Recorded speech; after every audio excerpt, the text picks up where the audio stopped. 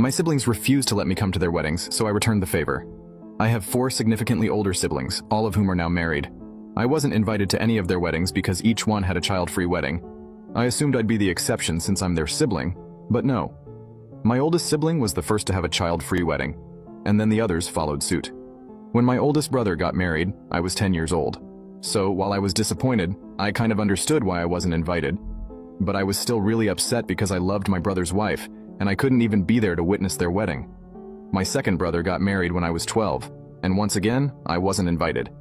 At that age, I was a very well-behaved kid, and I was also his sibling. So I was confused about why I couldn't attend.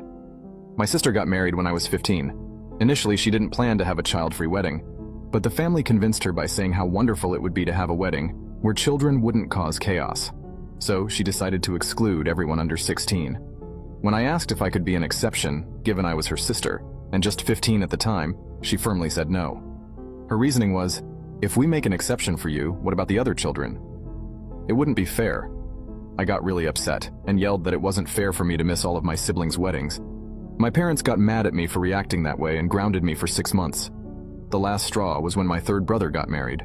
I was 17 by then, so I thought surely I'd be invited to this one. But at that point, I had stopped caring. I knew it would be another child-free wedding, and I somehow wouldn't make the cut. As I expected, I wasn't invited. I didn't even ask or plead. My step-cousin, who had just turned 18, was invited, but I wasn't.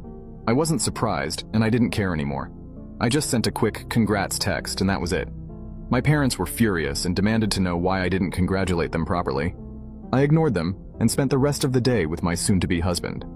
Now that I'm getting married, I've decided that none of them will be invited to my wedding since I wasn't allowed to attend theirs.